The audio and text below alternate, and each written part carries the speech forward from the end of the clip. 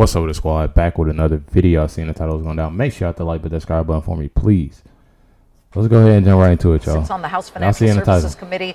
He joins me live from Capitol Hill. Congressman, from your constituent standpoint, do you welcome an interest rate cut, which of course would bring borrowing costs down? Do you welcome it sooner rather than later? Well, look, I know that my constituents would always welcome that. It would make the cost of capital cheaper, cost of borrowing cheaper. But we're in a tough spot in this Biden economy. The economy is stagnating. Jobs is a very nebulous topic. The last two job reports, you had them actually cut down the number of jobs created in the country down about 200,000, the last two reports.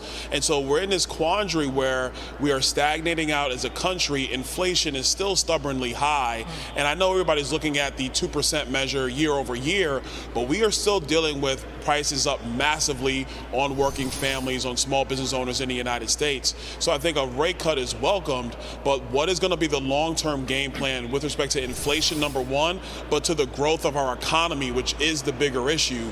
We need to have massive economic growth so that the American people can actually be able to grow their way out of this devastating inflation brought to us by Joe Biden and his radical agenda with Vice President Harris. Well, let me push you on the timing, because he said, meaning Powell said, that you don't want to wait till 2%. Tomorrow, we are getting the consumer price index number for the month of June. That will give us a sense of consumer inflation, the freshest number, and we'll be looking forward to that. But the timing of a rate cut becomes a little concerning, does it not? I mean, the next meeting is July 31st. That's off the table. September is what people are talking about, but that's just 2 months before the presidential election. And then there is none in October. The next one is November, just a day or two after the presidential election, which who knows if it's going to be decided at that point, if there's some questions about any kind of vote counts, et cetera. So would you say for your constituents, we got to do it by September? No, I think a rate cut needs to occur when the economy will be able to absorb that and we can move forward as a country. I think to Joe Biden's prospects, I think that stuff's already baked into the cake. I don't think he's winning re-election. Obviously, Donald Trump's going to be the next president of the United States because he's done a terrible job, number one, and now we know he's not capable of doing the job going forward. So I think when it comes to what the Federal Reserve is going to do around interest rates. And y'all heard that first. I mean, just seeing him do a terrible job already in office, and then to see what's happening now. When I say like after debate, I mean when that debate happened, it seemed like it just and I can't even say it went downhill because it's been going downhill. But it's like it keeps on getting worse, keeps on getting worse. It's not looking good for Joe. That's doing all the job going forward.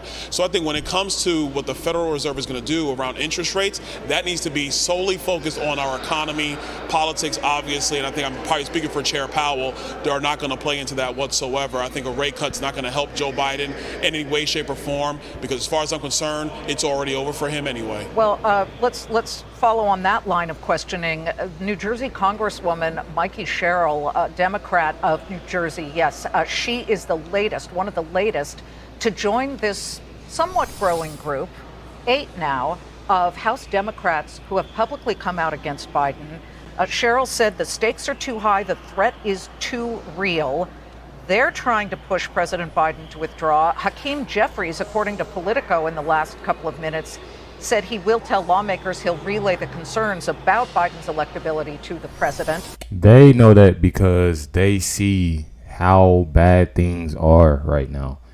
And I feel like everybody on the Democratic side obviously seen, Biden's team, everybody seeing how he is, but seeing how after that debate, when he's going to go talk in this interview, when he's doing this, interview, everything is going downhill. Meaning when I say everything is going downhill, they have nothing else that they can possibly do but to replace Joe Biden, because they know for in fact it's over with. It's over with and they lost. That leads to the question, how does the Trump campaign handle this? Because some would say the best thing for Donald Trump is if Joe Biden stays in the race. But if he were to step down and some rising stars in the Democratic Party were to... Who is a rising star out of the Democratic Party?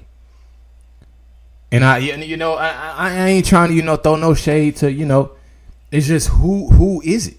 It ain't nobody that can, they can throw Michelle Obama. They can put Kamala. I don't even know how to say her name. They can put Harris in there.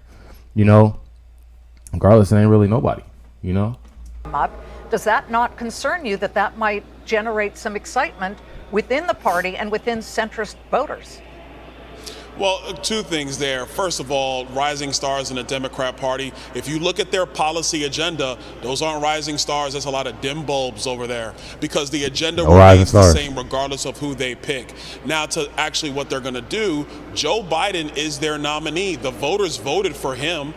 They set up a primary process that was in name only. They squeezed everybody else out to protect Joe Biden. The only reason why you have these Democrats on Capitol Hill now complaining very quietly in the corridors of Washington is because they're concerned about their reelection prospects, not about the American people, not about their catastrophe of an agenda, not even about whether Joe Biden makes it or not across election day on November 5th. They're concerned about themselves. And so what people are seeing is the selfishness that does happen with politicians on Capitol Hill when everybody's thinking about how are they going to get reelected. That's why you have these members coming out, because they all knew that Joe Biden was not capable of doing this job. They all knew about what was happening with his mental condition. They did not care to talk about this until it was exposed for the entire world to see. So that's their problem. Unfortunately, this is what the Democrat Party has brought for us, but there's not a lot of stars over there, I can tell you that. Well, you know what's gotten lost in the shuffle of these shiny objects and these exciting moments or depressing moments about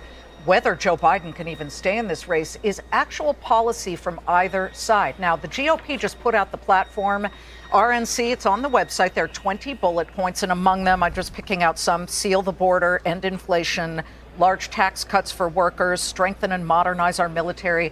Many Americans would absolutely agree with some of this. One thing that my team and I found missing, and it has a huge investment component because people are watching healthcare costs, and it's a plan for universal healthcare. Nothing on here is about that, and yet, and I've got two Wall Street Journal, this is yesterday and today, two huge headlines about all kinds of crazy costs. We can put these up on the screen here. Medicare paid $50 billion to insurers for patients who were never treated for diseases that Medicare paid for because there was fraud. I mean, who knows what was going on? And then pharmacy benefit managers, these are the middlemen between the insurers and pharmacies, steering patients away from less expensive medicines. What is the GOP plan for covering all the uninsured in this country, of which there are at least 25.5 million, and 43%, Congressman, of working adults are underinsured? What's the GOP plan? The reason why we have an uninsured crisis in the United States is because when the Democrats passed Obamacare, the Affordable Care Act, they did not take into account that when you overregulate health care, you are going to rise prices across the board. Deductibles are up, premiums are up, and then with the higher inflation, people are having to make a decision now. Do I put food on the table or do I have an insurance policy? Very unfortunate to talk about it in those terms, but that's the reality. Now, I think the GOP plan is going to be centered around affordability for the American people. What I'm not going to do is step out in front of where the Trump campaign is trying to go with respect to plans on health care, but I will tell you, conversations with my colleagues on the Hill is about affordability first, second, and third. Okay, if are you can guys solve ready? Affordability, then you go ahead and you can deal with the people who are uninsured. Let me just ask, are you and your fellow Republican congressmen willing to take on the insurer lobby? Because it is strong. We are ready to take on any lobby as long as it puts the American people first. I know and that's that is right. why we are behind Donald Trump 100% to be the next president of the United States, because we can't continue. See, everybody don't look at that though. Look how well he's speaking. Look how well he's speaking for Trump. Look how well he's speaking for, us Americans. Like, come on, y'all. This to me, I didn't see so many people. Talk of potential, VP picks for Donald Trump and this and that. Byron Donalds, to me, I think is the best choice for him. I don't care. Y'all get in my comments and say that. That's just how I feel. If y'all feel the same, comment down below. Let me know. The games that have been hurting the forgotten men and women of this country, they are the ones that have to be put first and foremost. Our colleagues are prepared to join the president in that work to get it done for the American people. Would you say yes to being his vice president? I bring that up because your name has been mentioned. Look at that. Oh, of course I would. Look, I would say yes to that, but President Trump's going to decide that probably sometime over the next couple of days. And look, I look forward to his decision because that's going to solidify our ticket that we're going to unify around as a party, and we're going to go win back the White House and win back the Senate and keep the House.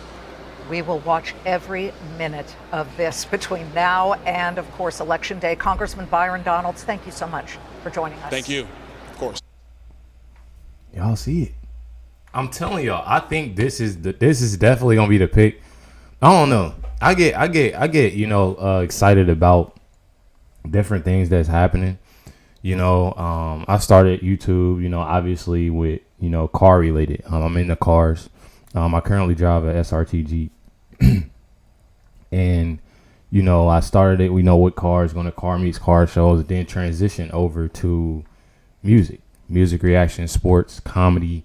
Reacting to a whole bunch, of writing. Then I end up switching, into getting into everything else. I just can't say politics because there was other things, that I follow too. But I never would imagine myself, being this excited about, Trump's VP pick. And honestly, I think it is Byron Donalds. Just the way he's speaking, the way that, he's being careful, or, what he's saying, and I don't know. I just think he's a wonderful pick, and I think that's gonna be Trump's VP.